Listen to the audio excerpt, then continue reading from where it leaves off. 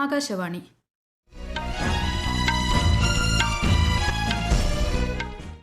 നമസ്കാരം.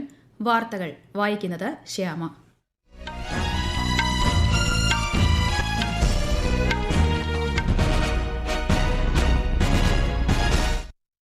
പ്രധാന വാർത്തകൾ. കോർപ്പറേറ്റ് നിയമം ഭേദഗതി ബിൽ 2026 കേന്ദ്ര ധനമന്ത്രി നിർമ്മല സീതാരാമൻ ഇന്ന് ലോക്സഭയിൽ അവതരിപ്പിക്കും. കേരളത്തിനൊപ്പം വോട്ടെടുപ്പ് നടക്കുന്ന അസമിലും പുതുച്ചേരിയിലും നാമനിർദ്ദേശ പത്രികാ സമർപ്പണം ഇന്ന് അവസാനിക്കും. കേരളത്തിൽ ഇതുവരെ പത്രിക സമർപ്പിച്ചത് 341 സ്ഥാനാർത്ഥികൾ. പശ്ചിമേഷ്യൻ സ്ഥിതിഗതികൾ അവലോകനം ചെയ്യാൻ പ്രധാനമന്ത്രി നരേന്ദ്രമോദിയുടെ അധ്യക്ഷതയിൽ ഉന്നതതല യോഗം ചേർന്നു. രാജ്യത്ത് പെട്രോളിനോ ഡീസലിനോ ക്ഷാമമില്ലെന്ന് കേന്ദ്ര സർക്കാർ. റഷ്യൻ അസംസ്കൃത എണ്ണയുമായി അക്വാടൈറ്റൻ കപ്പൽ കർണാടകയിലെ മംഗളൂരുവിലെത്തി. പശ്ചിമേഷ്യൻ സംഘർഷം രൂക്ഷമായി തുടരുന്നു. എയർ ഇന്ത്യയും എയർ ഇന്ത്യ എക്സ്പ്രസും ഇന്ന് 30 സർവീസുകൾ നടത്തും. ഇന്ത്യൻ ഓപ്പൺ സ്ക്വാഷ് ടൂർണമെന്റിൽ ഇന്ത്യയുടെ അനാഹത് സിംഗിനും അഭയ് സിംഗിനും കിരീടം. വാർത്തകൾ വിശദമായി. കേന്ദ്ര ധനമന്ത്രി നിർമ്മല സീതാരാമൻ കോർപ്പറേറ്റ് നിയമ ഭേദഗതി ബിൽ 2026 ഇന്ന് ലോക്സഭയിൽ അവതരിപ്പിക്കും. Limited liability partnership act 2008, companies act 2013 എന്നിവ ഭേദഗതി ചെയ്യുന്നതിന് വ്യവസ്ഥ ചെയ്യുന്നതാണ് ബിൽ. രാജ്യസഭയിൽ central armed police force general administration bill 2026 കേന്ദ്ര ആഭ്യന്തരമന്ത്രി അമിത്ഷാ അവതരിപ്പിക്കും. കേന്ദ്ര സായുധ police സേനകളിലെ group A general duty ഓഫീസർമാരുടെയും മറ്റ് ഉദ്യോഗസ്ഥരുടെയും നിയമനം, സേവന വ്യവസ്ഥകൾ എന്നിവയുമായി ബന്ധപ്പെട്ട പൊതുചട്ടങ്ങൾ നിയന്ത്രിക്കുക എന്നതാണ് ബില്ലിന്റെ പ്രധാന ലക്ഷ്യം. കേരളത്തിനൊപ്പം വോട്ടെടുപ്പ് നടക്കുന്ന അസമിലും പുതുച്ചേരിയിലും നാമനിർദ്ദേശ പത്രികാ സമർപ്പണം ഇന്ന് അവസാനിക്കും. വിവിധ മുന്നണികളുടെ പ്രചാരണം ഊർജിതമായി തുടരുകയാണ്. സ്ഥാനാർത്ഥി നിർണയം പൂർത്തിയായതോടെ ദേശീയ നേതാക്കൾ വരും ദിവസങ്ങളിൽ പ്രചാരണത്തിന് കേരളത്തിലെത്തും. വിശദാംശങ്ങളിലേക്ക്. കേരള നിയമസഭാ തെരഞ്ഞെടുപ്പിൽ സ്ഥാനാർത്ഥികളുടെ നാമനിർദ്ദേശ പത്രികാ സമർപ്പണത്തിനുള്ള സമയപരിധി ഇന്ന് വൈകിട്ട് 3 അവസാനിക്കുമെന്ന് മുഖ്യ തെരഞ്ഞെടുപ്പ് ഓഫീസർ രത്തൻ യു കേൽക്കർ അറിയിച്ചു. രാവിലെ 11 മുതൽ പത്രിക സമർപ്പിക്കാം. നാളെയാണ് പത്രികകളുടെ സൂക്ഷ്മ പരിശോധന. 26 വരെ പത്രിക പിൻവലിക്കാം. കേരളത്തിൽ ഇതുവരെ 341 സ്ഥാനാർത്ഥികൾ നാമനിർദ്ദേശ പത്രിക സമർപ്പിച്ചിട്ടുണ്ട്. അതേസമയം വിവിധ മുന്നണികളുടെ ദേശീയ നേതാക്കൾ വരും ദിവസങ്ങളിൽ പ്രചാരണത്തിനായി കേരളത്തിലെത്തും. ബിജെപിക്കായി പ്രധാനമന്ത്രിയും മുതിർന്ന നേതാവുമായ നരേന്ദ്രമോദി, ആഭ്യന്തരമന്ത്രിയും മുതിർന്ന നേതാവുമായ അമിത്ഷാ, ദേശീയ അധ്യക്ഷൻ നിതിൻ നബീൻ എന്നിവരും കോൺഗ്രസ് നേതാവും ലോക്സഭാ പ്രതിപക്ഷ നേതാവുമായ രാഹുൽ ഗാന്ധി എന്നിവർ കേരളത്തിലെത്തും. രാഹുൽ ഗാന്ധിയുടെ കേരളത്തിലെ തെരഞ്ഞെടുപ്പ് പര്യടനം ഈ മാസം 25-ന് കോഴിക്കോട് ആരംഭിക്കും. CPIM നേതാക്കളായ മുഖ്യമന്ത്രി പിണറായി വിജയൻ, MA ബേബി, പ്രകാശ് കാരാട്ട്, ബൃന്ദ കാരാട്ട് തുടങ്ങിയവരും പ്രചാരണത്തിൽ സജീവമാകും. News desk, Akashvani. കേരളത്തിൽ ഇതുവരെ 341 സ്ഥാനാർത്ഥികളാണ് നാമനിർദ്ദേശ പത്രിക സമർപ്പിച്ചത്.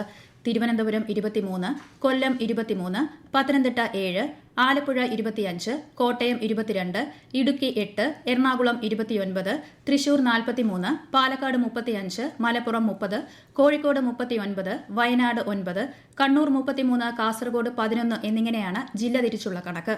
കേരളത്തിൽ വോട്ടർ പട്ടികയിൽ പുതുതായി പേര് ചേർക്കാനുള്ള സമയപരിധി ഇന്ന് അവസാനിക്കും. voters.eci.gov.in എന്ന വെബ്സൈറ്റിലൂടെയോ ECI നെറ്റ് മൊബൈൽ ആപ്ലിക്കേഷൻ വഴിയോ ബൂത്ത് തല ഓഫീസർ വഴിയോ അപേക്ഷിക്കാം. നിയമസഭാ തെരഞ്ഞെടുപ്പുകൾ പരമാവധി വോട്ടർ സൌഹൃദമാക്കാനുള്ള നടപടികളുമായി കേന്ദ്ര തെരഞ്ഞെടുപ്പ് കമ്മീഷൻ. പോളിംഗ് സ്റ്റേഷനുകളിൽ അടിസ്ഥാന സൌകര്യങ്ങളും സഹായവും ഉറപ്പാക്കണമെന്ന് കമ്മീഷൻ നിർദ്ദേശം നൽകി. വോട്ടെടുപ്പ് ദിവസം 2,18,807 പോളിംഗ് സ്റ്റേഷനുകളിൽ ഓരോന്നിലും വോട്ടർമാർക്ക് വേണ്ട കുടിവെള്ളം, തണലുള്ള കാത്തിരിപ്പ് സ്ഥലം, ജലസൌകര്യമുള്ള ശുചിമുറി, മതിയായ വെളിച്ചം, ഭിന്നശേഷിക്കാർക്കായി റാമ്പ് സൌകര്യം എന്നിവ ഉറപ്പാക്കണം. വോട്ട് ചെയ്യാൻ വരിയിൽ കാത്തു നിൽക്കേണ്ടി വന്നാൽ വോട്ടർമാർക്ക് ഇരിക്കാൻ കഴിയുന്ന തരത്തിൽ ബെഞ്ചുകൾ ക്രമീകരിക്കാനും സിഇഒമാരോട് ആവശ്യപ്പെട്ടിട്ടുണ്ട്. തിരുവനന്തപുരം, കോഴിക്കോട് ജില്ലകളിൽ തെരഞ്ഞെടുപ്പ് ജോലിക്കായി നിയോഗിക്കുന്ന ഉദ്യോഗസ്ഥരുടെ ആദ്യഘട്ട റാൻഡമൈസേഷൻ പൂർത്തിയായി. ഒന്നാംഘട്ട റാൻഡമൈസേഷനിൽ തിരഞ്ഞെടുക്കപ്പെട്ട പ്രിസൈഡിംഗ്, ഫസ്റ്റ് പോളിംഗ് ഓഫീസർമാർ, മൈക്രോ ഒബ്സർവർമാർ എന്നിവർക്ക് നാളെ മുതൽ പരിശീലനം നൽകും. പ്രസ് ഇൻഫർമേഷൻ ബ്യൂറോ മാധ്യമപ്രവർത്തകർക്കായി തയ്യാറാക്കിയ വോട്ടറിവ് കൈപ്പുസ്തകം ഇന്ന് പ്രകാശനം ചെയ്യും. തിരുവനന്തപുരത്ത് മുഖ്യ തെരഞ്ഞെടുപ്പ് ഓഫീസർ രത്തൻ യു കേൽക്കർ പ്രകാശനം നിർവഹിക്കും. പശ്ചിമബംഗാളിൽ SIR-ന് ശേഷമുള്ള ആദ്യ സപ്ലിമെന്ററി വോട്ടർ പട്ടിക ഇന്ന് പ്രസിദ്ധീകരിക്കുമെന്ന് മുഖ്യ തെരഞ്ഞെടുപ്പ് ഓഫീസർ മനോജ് കുമാർ അഗർവാൾ അറിയിച്ചു.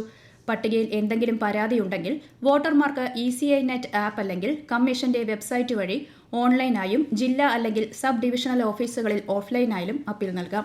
ഈ വാർത്തകൾ ആകാശവാണിയിൽ നിന്ന്. ആകാശവാണി വാർത്തകളും വാർത്താധിഷ്ഠിത പരിപാടികളും all India radio news Thiruvananthapuram YouTube ചാനലിലും all India radio news Thiruvananthapuram Facebook പേജിലും AR News_ തിരുവനന്തപുരം ഇൻസ്റ്റഗ്രാം അക്കൌണ്ടിലും AR News_TVM X ഹാൻഡിലും ലഭ്യമാണ്. പശ്ചിമേഷ്യയിലെ സ്ഥിതിഗതികളുടെ പശ്ചാത്തലത്തിൽ പ്രധാനമന്ത്രി നരേന്ദ്രമോദിയുടെ അധ്യക്ഷതയിൽ ഇന്നലെ ഉന്നതതല യോഗം ചേർന്നു. രാജ്യത്തെ പെട്രോളിയം, എണ്ണ, വാതകം, വൈദ്യുതി, വളം തുടങ്ങിയ മേഖലകളിലെ സ്ഥിതി യോഗം അവലോകനം ചെയ്തു. രാജ്യത്ത് പെട്രോളിനോ ഡീസലിനോ ക്ഷാമമില്ലെന്ന് കേന്ദ്ര സർക്കാർ. വാണിജ്യ LPGയുടെ 20% കൂടി കേന്ദ്രം സംസ്ഥാനങ്ങൾക്ക് അനുവദിക്കും. റെസ്റ്റോറന്റുകൾ, വ്യാവസായിക ക്യാന്റീനുകൾ, തദ്ദേശ സ്വയംഭരണ സ്ഥാപനങ്ങൾ നടത്തുന്ന മറ്റു മേഖലകൾ എന്നിവയ്ക്ക് മുൻഗണന നൽകിയാണ് അധിക വിഹിതം നൽകുക. ഗാർഹിക LPG സിലിണ്ടർ വിതരണം സാധാരണ നിലയിലാണെന്നും സർക്കാർ വ്യക്തമാക്കി. റഷ്യൻ അസംസ്കൃത എണ്ണയുമായി അക്വാ ടൈറ്റൻ കപ്പൽ കർണാടകയിലെ മംഗളൂരുവിലെത്തി. അമേരിക്കയിൽ നിന്ന് ദ്രവീകൃത പെട്രോളിയം വാതകവുമായി പൈക്കിസ് പയനിയർ എന്ന ചരക്ക് കപ്പലും മംഗളൂരു തുറമുഖത്തെത്തി. പശ്ചിമേഷ്യൻ സംഘർഷം രൂക്ഷമായി തുടരുന്നു. ഇറാനെ നേരിടാൻ ഇസ്രായേലിനോടും അമേരിക്കയോടുമൊപ്പം പങ്കുചേരാൻ ലോക നേതാക്കൾ അഭ്യർത്ഥിച്ച് ഇസ്രായേൽ പ്രധാനമന്ത്രി ബെന്യാമിൻ നെതന്യാഹു. ഇസ്രായേൽ നഗരങ്ങളായ അറാദിലും ഡിമോണയിലും ഇറാൻ നടത്തിയ ആക്രമണങ്ങൾക്ക് പിന്നാലെയാണ് നെതന്യാഹുവിന്റെ പരാമർശം. വിശദാംശങ്ങളിലേക്ക്. തെക്കൻ ഇസ്രായേലിലെ ആരാദിലും ഡിമോണയിലും ഇറാൻ നടത്തിയ ആക്രമണങ്ങളിൽ 100-ലധികം പേർക്ക് പരിക്കേറ്റു. ഡിമോണ പട്ടണത്തിൽ നിന്ന് 13 കിലോമീറ്റർ അകലെയുള്ള ഒരു ആണവ കേന്ദ്രമായിരുന്നു ഇറാനിയൻ ആക്രമണത്തിന്റെ ലക്ഷ്യമെന്നും ഇസ്രായേൽ അറിയിച്ചു. ആക്രമണ സ്ഥലം ഇസ്രായേൽ പ്രധാനമന്ത്രി സന്ദർശിച്ചു. അതേസമയം നതാൻസ് ആണവ കേന്ദ്രത്തിന് നേരെയുണ്ടായ ആക്രമണത്തിന് മറുപടിയായാണ് തിരിച്ചടിയെന്ന് ഇറാൻ വ്യക്തമാക്കി. വൈദ്യുത നിലയങ്ങൾ ആക്രമിക്കപ്പെട്ടാൽ അമേരിക്കയുടെ നേർക്ക് തിരിച്ചടിയുണ്ടാകുമെന്ന് ഇറാൻ മുന്നറിയിപ്പ് നൽകി. News desk, Akashvani. ഗൾഫ് രാജ്യങ്ങളിലേക്ക് എയർ ഇന്ത്യയും എയർ ഇന്ത്യ എക്സ്പ്രസും ഇന്ന് 30 സർവീസുകൾ നടത്തും. 2 വിമാന കമ്പനികളും ജിദ്ദയിലേക്ക് ഷെഡ്യൂൾ ചെയ്ത സർവീസുകളും തടസ്സമില്ലാതെ തുടരും. ഇന്ത്യയ്ക്കും സൌദി അറേബ്യയ്ക്കുമിടയിൽ ആകെ 10 സർവീസുകളുണ്ടാകും. ദുബായ്, അബുദാബി, ഷാർജ എന്നിവിടങ്ങളിലേക്കും അഡ്ഹോക് സർവീസുകൾ നടത്തും. ബംഗളൂരു, കോഴിക്കോട്, മംഗളൂരു എന്നിവിടങ്ങളിൽ നിന്നും എയർ ഇന്ത്യ എക്സ്പ്രസ് സർവീസ് ഉണ്ടാകും. ഇന്ത്യൻ ഓപ്പൺ സ്ക്വാഷ് ടൂർണമെന്റിൽ ടോപ്പ് സീഡും നിലവിലെ ചാമ്പ്യനുമായ അനാഹത് സിംഗ് വനിതാ സിംഗിൾസ് കിരീടം നേടി. ഇന്ത്യയുടെ അഭയ് സിംഗ് പുരുഷ സിംഗിൾസ് കിരീടവും നേടി. വനിതാ സിംഗിൾസിൽ ഈജിപ്ഷ്യൻ താരത്തെയാണ് അനാഹത് പരാജയപ്പെടുത്തിയത്. പുരുഷ സിംഗിൾസിൽ വീർ ചത്രാനിയെ തോൽപ്പിച്ചാണ് അഭയ് സിംഗിന്റെ നേട്ടം. ഫിഡെ വനിതാ കാൻഡിഡേറ്റ്സ് ടൂർണമെന്റിൽ നിന്ന് പിന്മാറുന്നതായി അറിയിച്ച് ഇന്ത്യയുടെ chess grand master Koneru Humpy. പശ്ചിമേഷ്യയിലെ സംഘർഷങ്ങൾക്കിടയിൽ സുരക്ഷ മുൻനിർത്തിയാണ് തീരുമാനമെന്ന് താരം സമൂഹമാധ്യമത്തിൽ പറഞ്ഞു. ഈ മാസം 28-ന് സൈപ്രസിൽ ആരംഭിക്കുന്ന ടൂർണമെന്റ് ഏപ്രിൽ 16-ന് അവസാനിക്കും. ഒമാനിലുണ്ടായ മിന്നൽ പ്രളയത്തിൽ മരിച്ച പാലക്കാട് തൃത്താല സ്വദേശികളായ യൂസഫ്, ഷംല എന്നിവരുടെ മൃതദേഹങ്ങൾ ഇന്ന് നാട്ടിലെത്തിക്കും. യൂസഫിന്റെ ഉമ്മ റംലയെ വെള്ളപ്പാച്ചിലിൽ കാണാതായി. Oman civil defence and ambulance അതോറിറ്റിയുടെ നേതൃത്വത്തിൽ തിരച്ചിൽ ഊർജിതമാക്കിയിട്ടുണ്ട്. ഇവർ സഞ്ചരിച്ചിരുന്ന വാഹനം മിന്നൽ പ്രളയത്തിൽ അകപ്പെടുകയായിരുന്നു. വാഹനത്തിലുണ്ടായിരുന്ന 9 പേരിൽ 4 കുട്ടികൾ ഉൾപ്പെടെ 6 പേർ രക്ഷപ്പെട്ടു. ഇന്ന് ലോക കാലാവസ്ഥാ ദിനം. 1950 മാർച്ച് 23-ന് ലോക കാലാവസ്ഥാ സംഘടന നിലവിൽ വന്നതിന്റെ ഓർമ്മയ്ക്കായാണ് എല്ലാ വർഷവും മാർച്ച് 23-ന് ലോക കാലാവസ്ഥാ ദിനമായി ആചരിക്കുന്നത്. ഒബ്സർവിംഗ് ടുഡേ, പ്രൊട്ടക്ടിംഗ് ടുമാറോ എന്നതാണ് ഈ വർഷത്തെ പ്രമേയം. കാലാവസ്ഥ അവബോധം മെച്ചപ്പെടുത്തുന്നതിനും ശാസ്ത്രം, നയം, കമ്മ്യൂണിറ്റി പ്രവർത്തനം എന്നിവ എടുത്തുകാണിക്കുന്നതിനുമുള്ള ആഗോള ശ്രമത്തിന്റെ ഭാഗമായാണ് ദിനാചരണം. കേരളത്തിൽ വിവിധ ജില്ലകളിൽ നാളെ വരെ താപനില ഉയരാൻ സാധ്യതയെന്ന് കേന്ദ്ര കാലാവസ്ഥാ വകുപ്പ്. പാലക്കാട് ജില്ലയിൽ ഉയർന്ന താപനില 38 ഡിഗ്രി സെൽഷ്യസ് വരെയും, കൊല്ലം, കോട്ടയം, എറണാകുളം, തൃശൂർ, കാസർഗോഡ് ജില്ലകളിൽ താപനില 37 ഡിഗ്രി സെൽഷ്യസ് വരെയും, തിരുവനന്തപുരം, പത്തനംതിട്ട, ആലപ്പുഴ, മലപ്പുറം, കോഴിക്കോട്, കണ്ണൂർ ജില്ലകളിൽ താപനില 36 ഡിഗ്രി സെൽഷ്യസ് വരെയും ഉയരാൻ സാധ്യതയെന്ന് കേന്ദ്ര കാലാവസ്ഥാ വകുപ്പ് അറിയിച്ചു. ഇടുക്കി, വയനാട് ഒഴികെയുള്ള 12 ജില്ലകളിൽ മഞ്ഞ ജാഗ്രതാ നിർദ്ദേശം നൽകിയിട്ടുണ്ട്.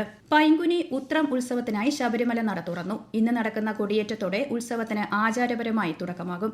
ഏപ്രിൽ 1-ന് ആറാട്ട് ഘോഷയാത്രയോടെ ഉത്സവത്തിന് സമാപനമാകും. ജൽശക്തി മന്ത്രാലയം സംഘടിപ്പിക്കുന്ന ലോക ജലദിന കോൺക്ലേവ് ഇന്ന് ന്യൂഡൽഹിയിൽ നടക്കും. കേന്ദ്രമന്ത്രി CR പാട്ടീൽ ഉദ്ഘാടനം ചെയ്യും. പ്രധാന വാർത്തകൾ വീണ്ടും. കോർപ്പറേറ്റ് നിയമം ഭേദഗതി ബിൽ 2026 കേന്ദ്ര ധനമന്ത്രി നിർമ്മല സീതാരാമൻ ഇന്ന് ലോക്സഭയിൽ അവതരിപ്പിക്കും. കേരളത്തിനൊപ്പം വോട്ടെടുപ്പ് നടക്കുന്ന അസമിലും പുതുച്ചേരിയിലും നാമനിർദ്ദേശ പത്രികാ സമർപ്പണം ഇന്ന് അവസാനിക്കും. കേരളത്തിൽ ഇതുവരെ പത്രിക സമർപ്പിച്ചത് 341 സ്ഥാനാർത്ഥികൾ. പശ്ചിമേഷ്യൻ സ്ഥിതിഗതികൾ അവലോകനം ചെയ്യാൻ പ്രധാനമന്ത്രി നരേന്ദ്രമോദിയുടെ അധ്യക്ഷതയിൽ ഉന്നതതല യോഗം ചേർന്നു. രാജ്യത്ത് പെട്രോളിനോ ഡീസലിനോ ക്ഷാമമില്ലെന്ന് കേന്ദ്ര സർക്കാർ. റഷ്യൻ അസംസ്കൃത എണ്ണയുമായി അക്വാ ടൈറ്റൻ കപ്പൽ കർണാടകയിലെ മംഗളൂരുവിലെത്തി. പശ്ചിമേഷ്യൻ സംഘർഷം രൂക്ഷമായി തുടരുന്നു. എയർ ഇന്ത്യയും എയർ ഇന്ത്യ എക്സ്പ്രസും ഇന്ന് 30 സർവീസുകൾ നടത്തും. ഇന്ത്യൻ ഓപ്പൺ സ്ക്വാഷ് ടൂർണമെന്റിൽ ഇന്ത്യയുടെ അനാഹത് സിംഗിനും അഭയ് സിംഗിനും കിരീടം. വാർത്തകൾ കഴിഞ്ഞു. അടുത്ത വാർത്താ പ്രക്ഷേപണം 11 മണിക്ക്.